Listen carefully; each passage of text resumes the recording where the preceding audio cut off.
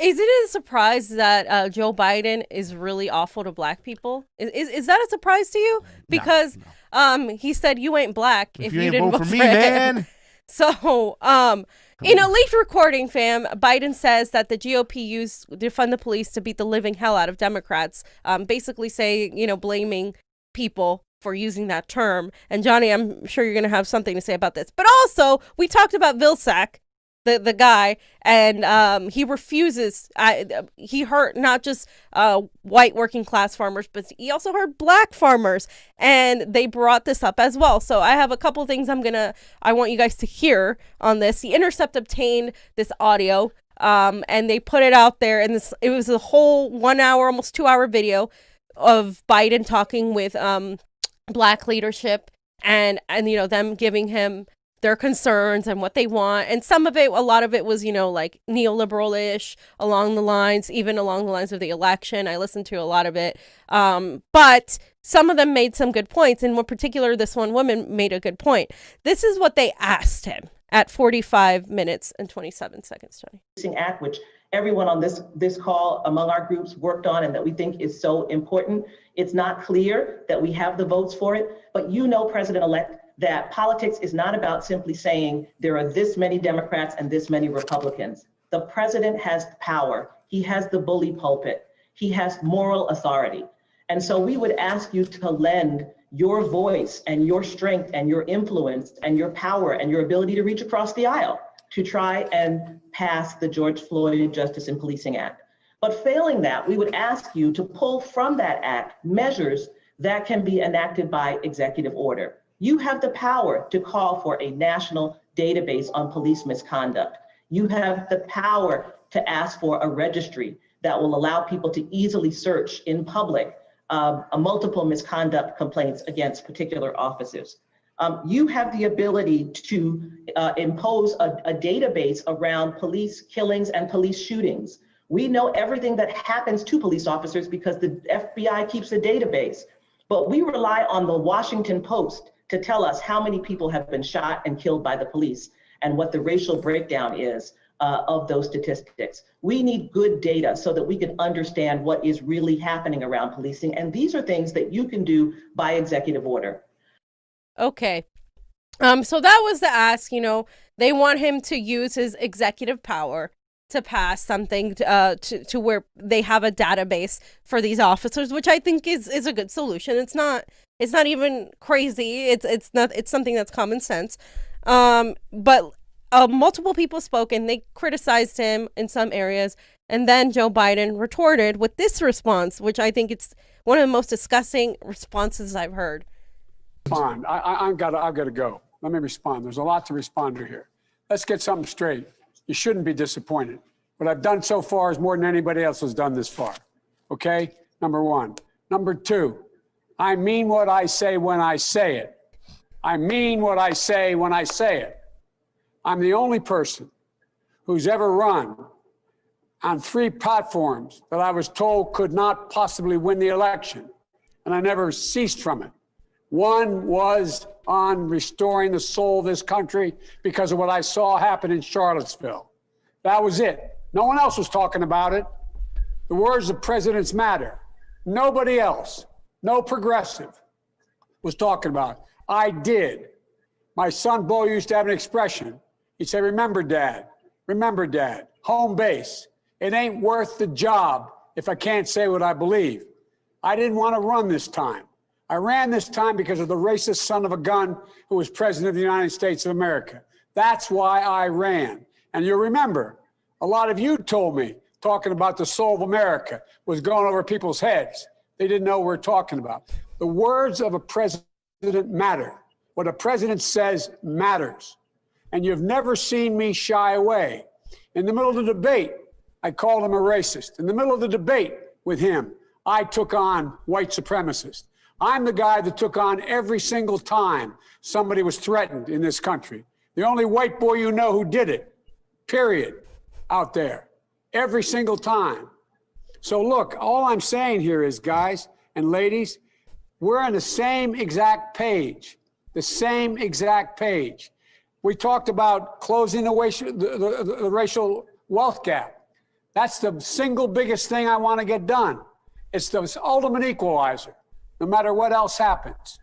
Because I plan on spending over $15 billion to provide for opportunity for young Black entrepreneurs to get them off the ground, Black farmers to be able to own their own property, young people being able to get their first $15,000 down payment on a home, making sure that they have an opportunity to gain wealth.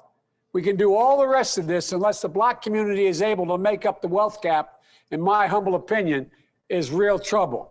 I support same-day registration. I'm the guy that extended the Voting Rights Act for 25 years as a United States Senator. Before, Sherilyn, you were even involved. So he's basically attacking them. But I did this before you were even involved. And I'm the guy. It was all about him. He's a narcissist. It's okay. He's a narcissist. This is all about him. Right? This is the guy. Hey, I'm the only one that said anything about Charlottesville. False, literally. I'm the only one that cares about Black farmers. No, you don't. Because later on, after being very condescending and rude and arrogant to a group of people he's supposedly trying to win over, if that's how you win people over, I want to know how. Why did he even believe this guy? This is such an idiot and stuff. I mean, that's a good point. This is like, why are you even starting to believe this guy? This is the segregation who said on the floor of the House that he didn't want his kids growing up in a racial jungle. Yep. Okay, he was opposed to mandated busing so that poor people of color can get into schools and get themselves a good education. He was against using federally mandated dollars to do that. He's also the guy who pushed for the Iraq War, who bombed indigenous people in their homeland. I mean, how many times has this guy got to screw you over the head that you could sit here and you think you can have a forum for the guy who authored the 1994 crime bill? And every single time you go back and listen to him, he's bragging about it. He's bragging about putting people of color behind bars for a long time. And now you want to sit there and act like you can pull rank and get this guy to change his ideology because Obama said so? The thing is, how naive are you, Kay? You change ideologies,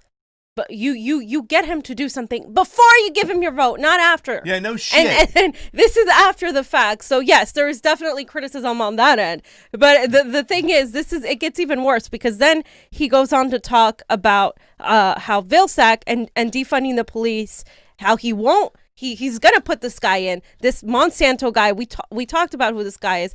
Let's just remind you guys, Tom Vilsack was the agriculture secretary under Obama. He's a Monsanto goon, Monsanto king, Mr. Monsanto, pushing USDA factory, big AG, big agriculture, dairy farms, etc. It's the same type of guy, right? He hurt Black people a lot of Black farmers. That's why they brought him up. He also hurt a lot of the white working class that were farmers. He, like we talked about the other day, he was pushing the merger with Bayer and Monsanto. He's that guy. I don't have to go over him again. We literally went over him in depth. But this guy, he's saying, no, I'm not going to get rid of him. In the last bit of the video, this is his the rest of Biden's response on these issues. To restore it, but we have to do it because we got to convince people. Absolute last point.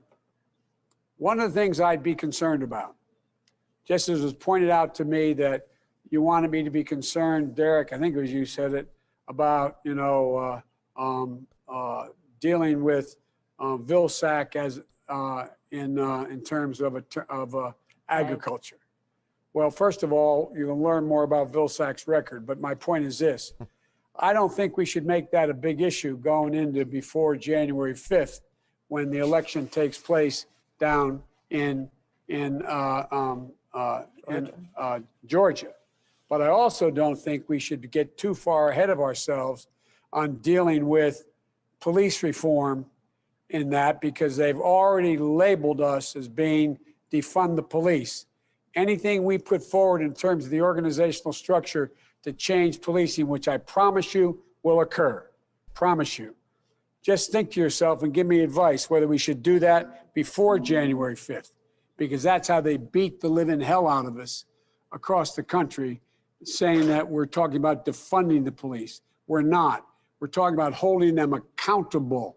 We're talking about giving them money to do the right things. We're talking about putting more psychologists and psychiatrists on the telephones when the 911 calls through. We're talking about spending money to enable them to do their jobs better, not more with more force, with less force and more understanding. But I just raise it with you to think about. How much do we push between now and January 5th? We need those 2 seats about police reform, but I guarantee you there will be a full-blown commission. I guarantee you it's a major, major, major element. And as Reverend Al said, I was a pain in the ass to everybody except him when we did the commission before. I didn't think we went. And so he's literally telling you again for the 900th time, we're not going to defund the police. Okay, this is how the GOP beat us, even though that's not true. Because he was saying he wasn't going to from the start. So he's already telling you. He's not going to do this, even after the fact. So before you gave him your vote, you could have said, hey, if you don't do these things, then you're not gonna get our vote. They didn't do that. And now after the fact, he gets to pretty much use, right, BLM, use these groups. And even BLM has started speaking out against Joe Biden and Harris. They said they haven't heard from them. It's been 30 days. They haven't heard from them. What did we expect, people? Did we expect Joe Biden and Kamala Harris, the freaking warmonger, the freaking Mr. 1994 crime bill and his cop VP to actually come and change their stance on an issue they've told you time and time again that they're not going to change? Did we really expect that to happen? Come on. Well, this is why you don't vote for Joe Biden. Yeah, this is why. They were also, Joe Biden was part of the administration that heavily militarized the police. Yes. Okay, that's the issue that people just, I mean, why would you even think he would go in any direction with you whatsoever when you're just avoiding the fact that this is the guy who helped take all the weapons out of Fallujah, all the weapons out of Iraq, and he put them in the hands of the police department. Like, that's what they did. So, I mean, he's the one who should be held accountable for taking away the weapons and stuff like that. You're talking about military-grade weapons on the streets here in America, and we know how that turns out, right? So, I mean, Yeah, and I don't know why this guy is just talking in circles. He doesn't. He's not standing for anything. He's not doing anything. He's pretty much just like, just vote for me, and I'll give you more lip service, and we'll move on. And that's exactly what he's done.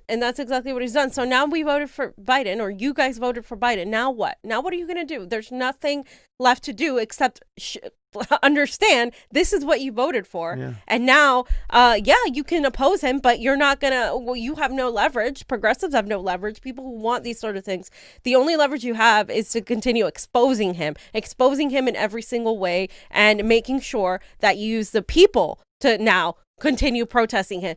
I don't understand why people aren't protesting as much. Oh, wait, I do, because the orange boogeyman is no longer the target. It's now Joe Biden, and he gets away with it with his cryptic neo-fascism that he's employing, and that is the danger right now. And we said it. We saw that woman from Black Lives Matter who said it's harder to fight Joe Biden because he's this guy that is, the 1994 crime bill author, a racist and everything, but he gets away with it because of his party, because he's not the orange man bad target. And that's going to make the fight much more difficult. So the only thing people can do is up the ante, so to speak, like fight harder. Well, it's just so stupid, because if whatever ideology you believe in, this guy is completely lying about what he stands for. Yep. He's been caught bragging about the crime bill. It's a Democratic crime bill.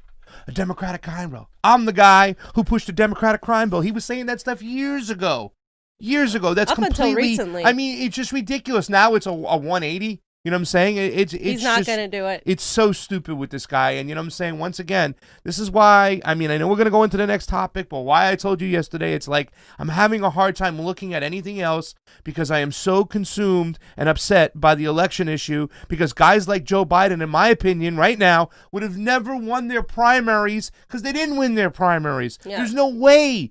This guy couldn't fill our living room. Now all of a sudden you're going to tell me he got 10 million more votes than Obama? I just don't believe that. I don't know how you guys can believe that. 10 million more votes than Barack Obama. Are you serious? It's depressing, man. That's a bunch of malarkey. Thank you, Johnny.